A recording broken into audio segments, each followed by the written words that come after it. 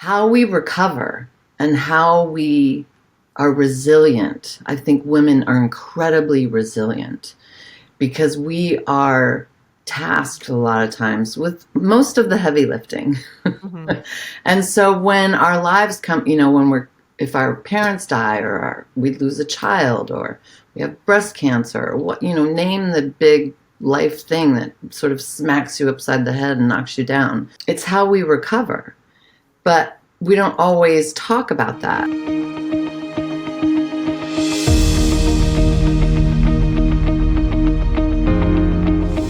Hey, Tanya, I'm so glad you're here. Welcome to the podcast. Why don't you kind of catch everybody up? Where are you from? What do you do? What do you love about being in business? The fun stuff. The fun stuff. Okay. Well, I'm glad to be here. Thank you for having me. Where I'm from is always a complicated question. I was born in a rural town in North Carolina, but I grew up in LA. I've lived all over the country, actually. We moved every 2 years most of my life Wow. until I bought my house 12 years ago, and that's the only time I've been in the same place for a long time. My photography journey started so long ago.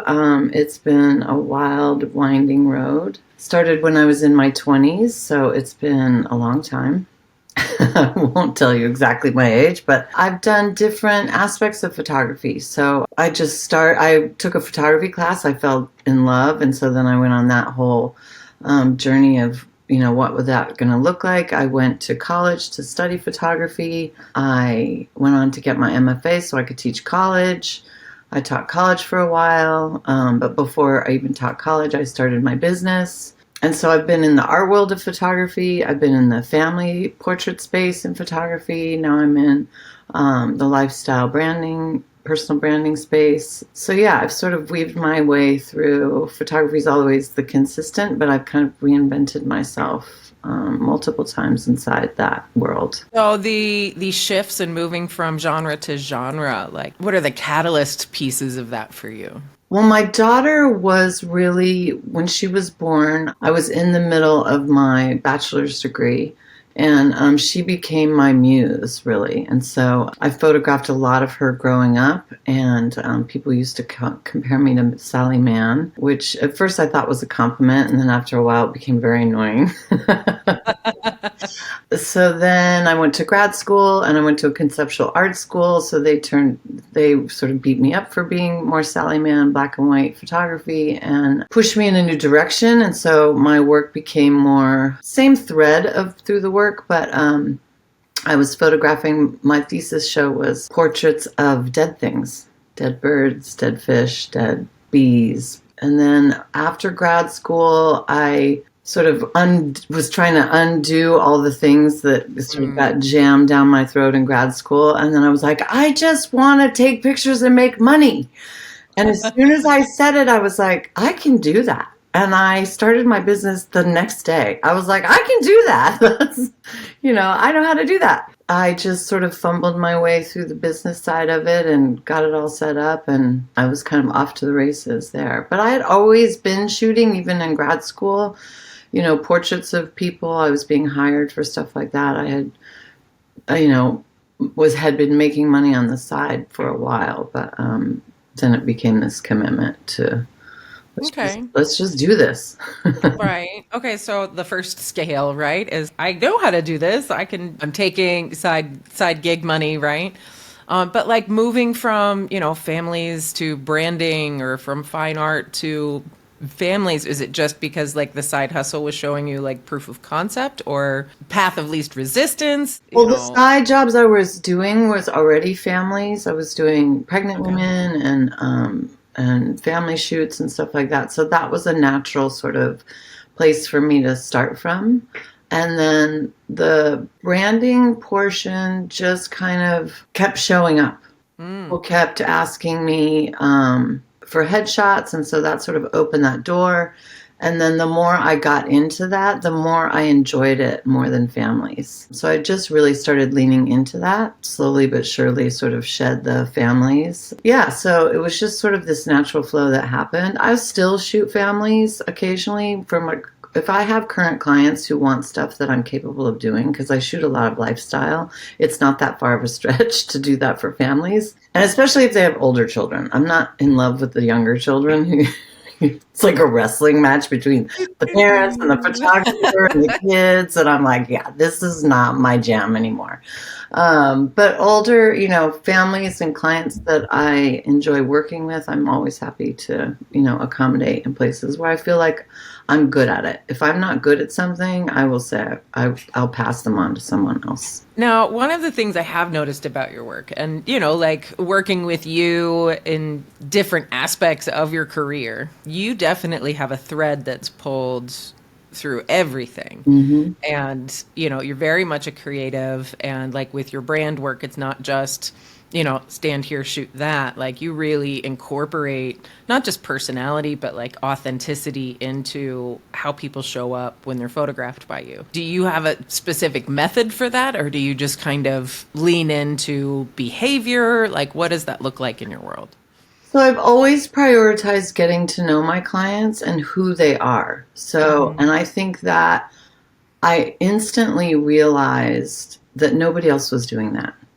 That when they would, because I would sometimes, photographers can be stingy with their information.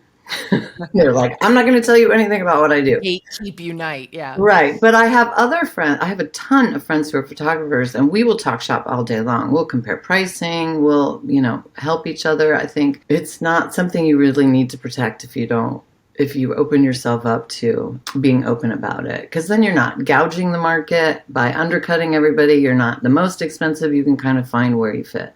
So I would sometimes, when I moved to Charleston specifically, I had to restart my business in this market, and I didn't know what the market could bear here. And I couldn't get any of the photographers to talk to me. So I just set up a Google account, Google Gmail, under a different name. And I started just asking around, hey, I need pricing for this and this and this. And I was shocked at how many people were like, it's this price. What day do you want to come in? They didn't want to know anything about me. They didn't ask me any questions. They just gave me a date and a time and a price. And I was like, okay, this makes me different because I want to know all the things. And so I was already naturally sending people out a questionnaire initially, like here are some 6 or 8 basic questions I want to know about you. What industry are you in? What makes you unique from your competitors? What are 3 words you want to say about yourself and your images? Like just some basic stuff. And then from there, that would follow up with a phone call where we would start really digging into the specifics of that, what I found out, what questions I needed to ask, what I realized they didn't need to know, or they didn't know to ask. Sometimes they don't know what to ask. And that developed into a bigger conversation. And then it's like bouncing ideas around about who they are, how they want to be photographed, where they might want to be photographed. Why do you think it's important for a photographer to understand those things? Because for me, it has always been authenticity. It's such a shame that authentic became this buzzword. I was using it so long ago that I finally ditched it after it became a buzzword. I was like, everybody says that. But they don't really know what it means. But that's fundamentally what I want to get to, is because I don't think that we have competitors when we really look at ourselves and what we bring to the table. We're all unique. We all have a different skill set. And so I don't really compare myself to other photographers. And I think I try to coach my clients, like, you're not really competing with these people, especially if you stand out and you really personalize what you're showing about yourself, because they want to know more about you. Just the high and tight headshot just tells you what tells them what you look like. It doesn't tell them anything about you. So that's kind of been my approach, is just diving in so that I can really serve them. And then when we're together, help them be confident about who they are and help them get relaxed. What do I do with my hands? Well, I don't know. What do you normally do with your hands? Are you a pocket person? Are you and so it's just sort of watching, observing, talking, helping them relax. And over the course of that session, they begin to calm down. They begin to start to just move in their normal way. Suddenly they know what to do with their hands. It's just a way of serving them and helping them. Because I think generations, our generation especially, not ours, you're not, I don't think we're in the same generation. I don't want to lump you in with me. But I think the older generations were more uncomfortable in front of the camera. Some of these younger kids who've been photographed, over photographed, photographed selfies all day long of themselves, they're not as uncomfortable as some Well, people I are. don't know that that's true. Yeah. And just to be clear, I'm Gen X. Okay, then we're the same. I'm just on the older side. Yeah, I'm like the tail end of Gen Yeah. X. But I don't think that makes them more comfortable in front of the camera. In fact, I think it makes them more hypercritical. Hmm. Because selfies, I'll always ask people, like, do you have a preferred side? And the people who are selfie people are like, oh, yeah, right? Like, they're immediately like up and over, Yeah. you know? But then we talk through the why of that because, it's about symmetry. And whatever's closest to the camera appears the largest. So if, like, my preferred side is typically my left side, Hmm. and it's because this eye is smaller Hmm. than this one, Yeah. right? So my left eye is smaller than my right eye. So if I turn my head and that eye is closer to camera, now they look more symmetrical, Hmm. right? And so I'll actually talk through that with people and they go, oh, wow, okay, I get it, right? Yeah. Like that education, even just in like quiet conversation, right? But the people who have been, selfied 6 ways to Sunday, they, at least in my experience, tend to be more hypercritical because they're so used to being photographed a certain way, Yeah. even if it's just by themselves, that seeing from, a professional standpoint can feel really like, whoa. Like I Yeah. photographed this girl, I don't know, maybe about 6 weeks ago now for her senior photos. And, my stuff is typically like when they come in for like full on glam wardrobe, all the Yeah. things, especially teenagers, right? My favorite stuff is usually more storytelling, conceptual stuff. Well, of course, her absolute favorite was this big, giant smile spinning, la la la, which is normally a parent's favorite. But she felt like it was most authentic to her. Yeah. Like, that's my personality. That's what I love. And so when we start bringing that into, well, portrait work in general, whether we're talking about personal brands or even just, a senior photo shoot or boudoir or anything else, allowing people to recognize themselves, Hmm. because if we just run them through the same, couple of poses over and over again that, and I don't want to say unnatural, but like that make them feel really off center and not grounded, that will come through in their expression. Yeah. You said something once that I just thought was hilarious. We were on a call and I think you were working on like updating an article or something about headshots, Yeah. and you looked at it and, like building trust through authenticity and not showing up 10 years older than your photo or whatever. But you said it was catfishing. And I laugh about that constantly. But, like, why is that important for people to understand? Yeah. Like, they're avoiding being photographed because maybe they've had poor experiences in the past, or maybe it feels like a time suck, or, insert, I don't want to reason here. Hello, avoidance. Why is it important for people to understand that regular update, not just for, the LinkedIn, whatever, feeding the monster, but for the audience that they're talking to? Hmm. Why is that important? I think it's really important. And I think a lot of people have told me straight up it's because I've aged and they don't want to be Mm. older in their photos. And I'm like, unfortunately, you're going to lose money because of that. Because I've had people tell me, I went to this conference, I was so excited, I paid all this money, I wanted to see this person speak, and he showed up and he was 25 years older than he was in his photo, and I was pissed. I did Yeah. not appreciate spending that money to go see this person who basically tricked me into thinking that he was so much younger.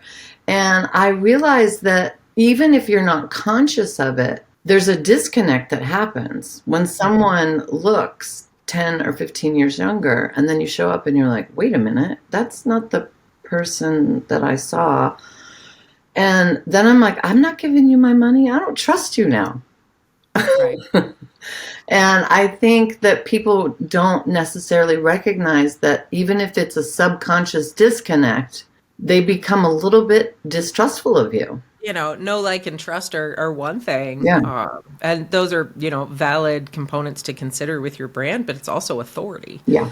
And it's really tough to maintain any authority if the trust isn't there, Yeah. right? You don't have to like me to buy from me, Right. right? But you do have to trust that I am an authority in what it is that I talk about and what I teach Mhm. and what I share and what it is that I'm selling. And that doesn't matter if it's dresses, it doesn't matter if it's education, it doesn't matter if it's photography, unless I'm in like a high volume Walmart lane, right? Versus a JCPenney lane or a Gucci lane.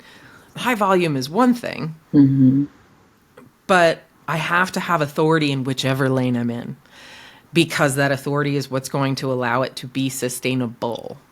And I can, I've told the story about going to Walmart with my mom and my grandma in 2004. This was long before, professional photographer even entered the ring in my world. And, it was 300 and some odd dollars by the time we were done for one image printed 3 times with a sepia tone, right?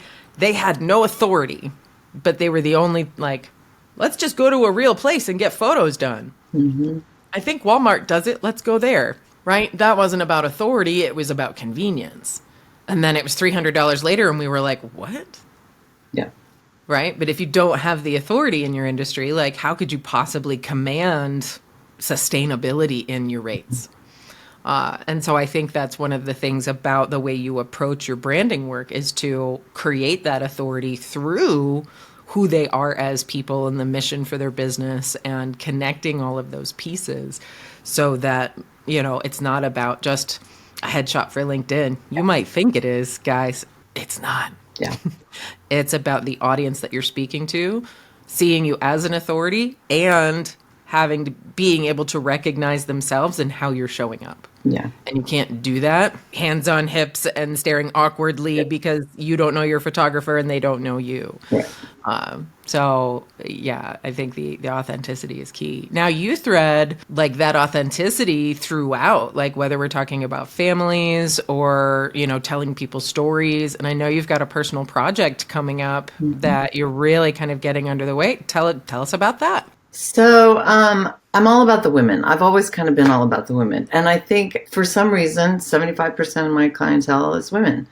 I don't know why that is. I can't really explain it, but I love it. I photograph men. I love to photograph men. I do whenever they call me. I love it, but it just has sort of fallen. It's like how I got into branding. It just sort of folds out that way, and I'm okay with it. And as I've grown older and I've transitioned a lot of times, and I come, my whole life has been sort of trauma, for lack of a better word. So I've been through a lot of really tough transitions in my life, and the most recent one was I got divorced a few years ago, and how we recover and how we are resilient. I think women are incredibly resilient because we are tasked a lot of times with most of the heavy lifting. Mm-hmm. And so when our lives come, if our parents die or we lose a child or we have breast cancer or what, name the big life thing that sort of smacks you upside the head and knocks you down. It's how we recover. But we don't always talk about that. And so my new project is more about telling women's heroes' journeys and the methods in which they were able to come out of it resilient. Like, how did they recover? What did they do? And I think there's so many different sides and paths you can take to recover. And so I want to tell those stories. Well, and understanding that resilience isn't something that's just appears, right? Like resilience takes tenacity and connection and that's not an easy path, and it happens for everyone, men and women. But it's I think it was, I forget who I was talking to. She's like, I'm so tired of being called resilient, and I was like, sure, like I get it, right? Like we spend so much time like honoring strength and working our way through and getting, phoenixing is, I call it phoenixing a lot, to the point where we put ourselves in those positions that require that strength and resilience of us. And that's not to say, it's not a victim blame situation. Like I've done it for years. It's a matter of like, we know we can cope there because it requires us to tap into that strength and that resilience. And I think this is the important piece, is appreciating that that resilience is a part of you. It's innate in human nature to be resilient. Yeah. And to create like a photo series around that, like, sounds incredibly powerful. Yeah. It kind of leans into kind of come as you are for me a little bit. But it's also really could get very serious. You know, you see the artists that like, they're photographing somebody and the story they want to tell is about the resilience, right? And so they write all of the things all over the body and then photograph with all the words and maybe tape over the mouth or over the eyes or, you know, any of that to really like drive it home. Yeah. Is that something that you'll be focusing on in Charleston, or what are your plans with it? So my plans, when I first started really digging in this past year, like, what do I want? What do I want now? Who am I now? And I started dreaming of this project. It's like, it could be so many things. And I think it might be all the things. I'm like, it could be a podcast. It could be an exhibition. It could be a book. It could be so many things. And so, and I think it is a come as you are project, basically. So I envision probably starting it in Charleston, but I'd really love to travel to do it. I think that there's, different cultures, how they, how are they resilient? What, methodologies do they use to get themselves through it, right? So I would like to sort of go a little more global with it, for lack of a better word. But I think the podcast, which I'm starting hopefully beginning of this upcoming year, that's the plan, that's the big thing I'm pushing for right now, will help me tell more women's stories.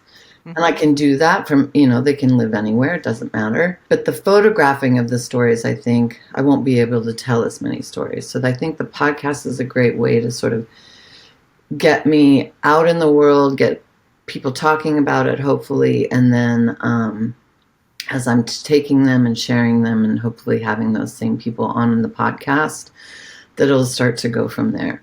But I do envision it being an exhibition, starting with the local people here. It's still in process of being formed. I'm sort of feeling my way through it, I guess, is the best way to describe it. Well, and I think for a project like that, you have to feel your way through it, Yeah. right? Come as you are, for me anyway, is really about just having people reconnect with themselves in a moment, in a current, present space, right? Because when we're living in the past, we're living in the past. When we're living in the future, we're living in the future. Yeah. But so often we avoid the present. Everything is, well, I'm saving for this, or I wish I could get back to, right? This really sounds like healing the past, which, like, there are some similar threads there, but, that reconnection and presence will come from that experience, but also the healing capacity there is huge. Have you started to journaling about the times in your life where you felt like resilience was a requirement or you couldn't tap into it, to share those stories, like with your podcast, in self-portraits? What does that look like? I used to do a lot of self-portraits, actually, especially in grad school. So I used to do quite a bit of that. I keep thinking I want to do it now because I'm very different than I was when I was doing it back then. So that I do want to start there. I just haven't taken the time to do it yet. And I think the other thing that I feel like with the project is it's not just about people's personal healing, but it's about talking about it so that other people, when they're in that space, if they're in that space while they're listening, they're like, oh, I could try that. Oh, I could try that. So it's like bringing people forward as we're learning and people are telling their stories. Because women, that's one thing we're good at. We're good at telling stories, but we're not always good at sharing them with each other. Right. I have a lot of conversations with people where they're like, I wish we would talk about this more. I wish we would talk about this more. I'm like, wouldn't it be nice? So I'm like, let's talk about it more. Let's have the conversation then. Do it. So I'm going to do it. So yeah, but there's been many times in my life that has required resiliency from me, and it started at a pretty young age. And photography has been the thing that has, and part of that was fueled by photography, has helped me focus on something and love something and be passionate about something. So that has been deeply tied to this journey for me, for sure. Oh, as entrepreneurs, like once you start a business, right? Like it can't only be about the passion, right? Yeah. Like I can love to do something and not be paid for it. But the second I have to be paid for it in order to do it, ugh, then you've got some decisions to make. And, Mhm. I've fallen out of love with photography probably more times than I care to admit. Having to focus on another aspect of the business versus the creative exploration. And in sharing the stories, right, and making a pointed effort to, even if I'm the only one who's ever going to see it or read it or listen to it, Mhm. right? Like, I think that's hugely valuable for anybody in a creative endeavor Mhm. because we fall in love with the craft first. I think I've only ever spoken to one photographer out of the thousands of conversations that I've had who didn't fall in love with it first, right? They were like, oh, my husband needs help with the business. And, I think they were shooting weddings or something. And she ended up becoming kind of a creative director and posing on the day and la la la. Every other person, right, is, oh God, I fell in love with it. Or I'm in the darkroom in college. Or, Mhm. insert that time here. And then they decided to make a business out of it. But because we're creatives are typically pretty scattered, right? We can be primarily ADD, whether we want to admit it or not.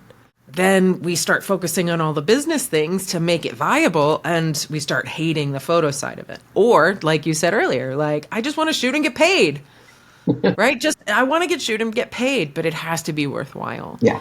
So being able to stay connected to why that work is powerful for you, I think is paramount. And, if that means that once a month, once a quarter, twice a year, whatever it is, that you schedule in something that's just for you, that's Mhm. not necessarily tied to client work, Mhm. or you start creating campaigns to market, to create work that's meaningful for you, that's also meaningful for them. And I love that you've done that here. And there's thread of authenticity is still there, Mhm. Yeah. right? It's about sharing these real stories. What way do you envision the connection that you have with the people you do photograph outside of, there's the branding space and helping people create brands that they're proud of, that help them stand out above like the noisy sea of other people, right? What do you think you're going to bring into this more portrait endeavor? I think it's going to be, I think I'm going to add some video and some movement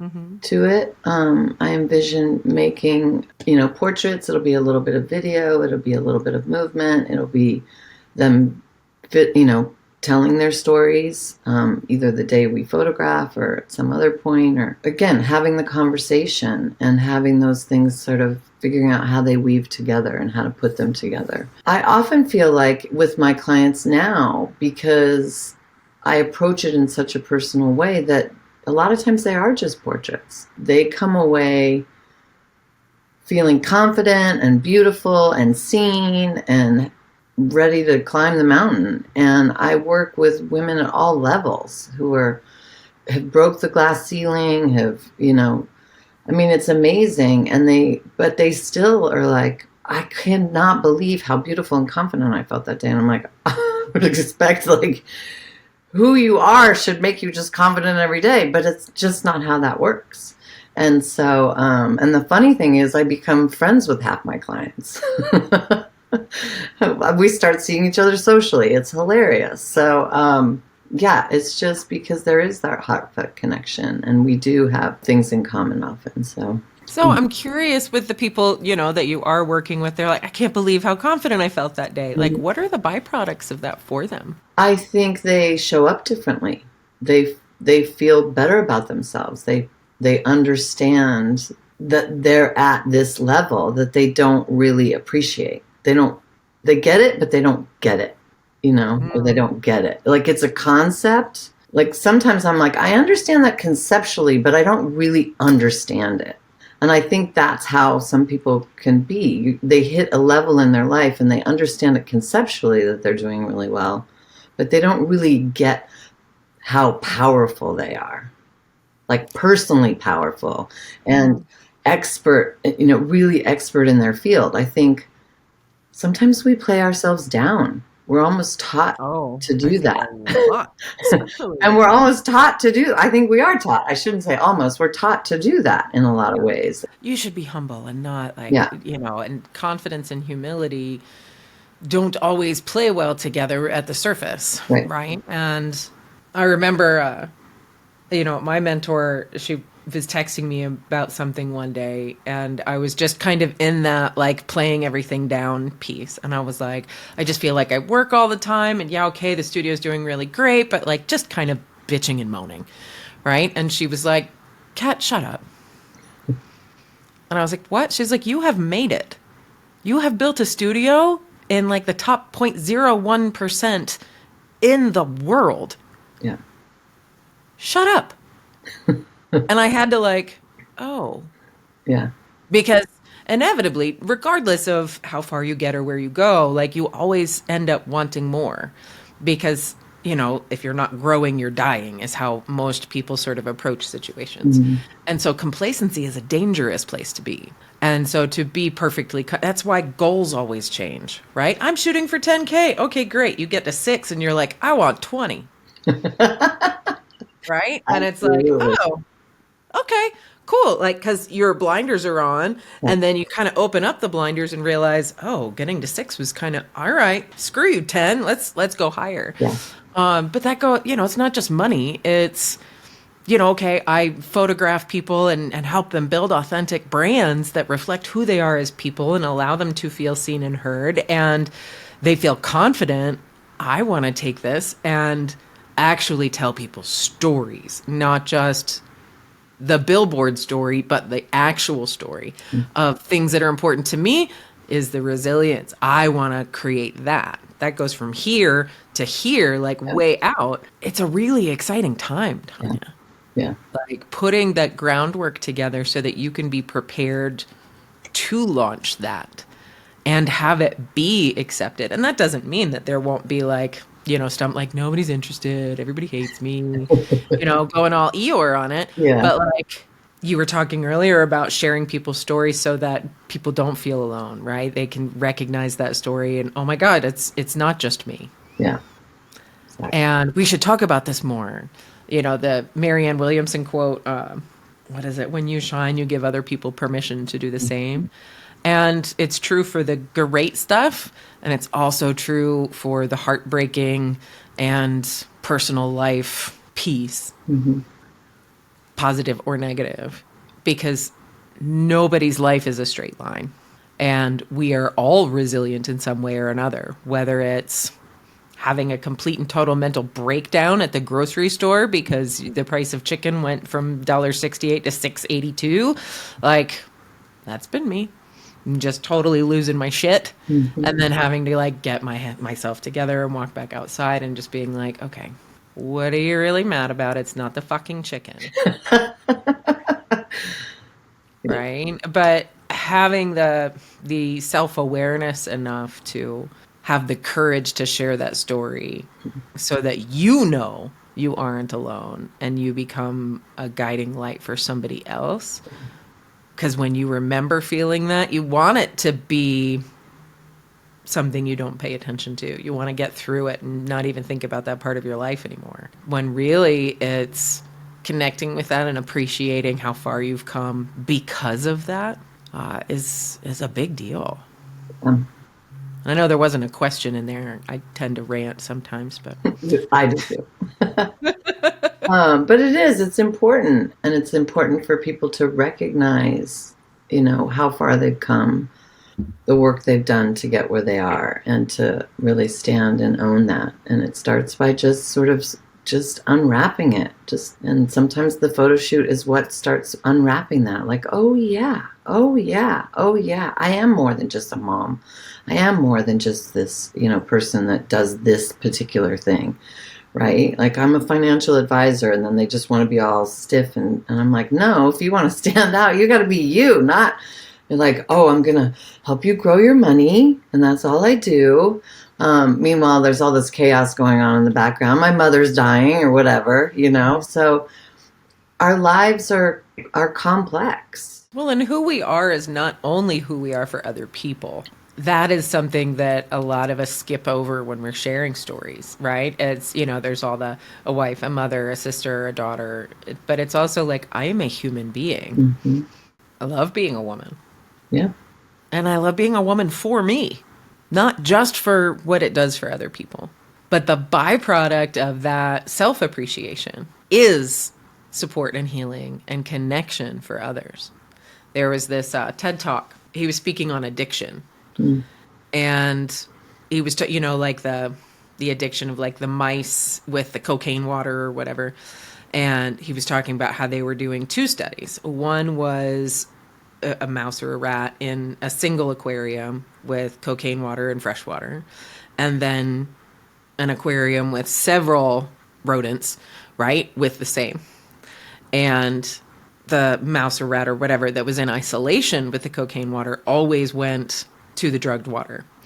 But the community of rodent like would check out the drugged water, but inevitably return to the fresh water every time. Mm. And when we're talking about things like addiction, right? And that's not to say that this project is only about addiction, but you want to talk about resilience. Addiction is going to be a thread there. Oh, for sure. And that's a core value that I think is important for sure. I have a couple of family members that, yeah, that's an issue. But that addiction is from isolation. Yeah. And so when we're thinking about that time that we got through and that we're really resilient in that phoenixing moment, it's because of our self isolation.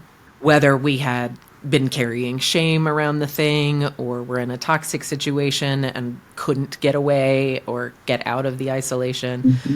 that resilience comes from being connected to others. And so when you showcase people and share their stories, it gives other people permission to realize that they aren't isolated, which gives them more of an opportunity to get out of it. That's going to be such a powerful Yeah. project. Yeah. I'm excited because there's always a moment, right?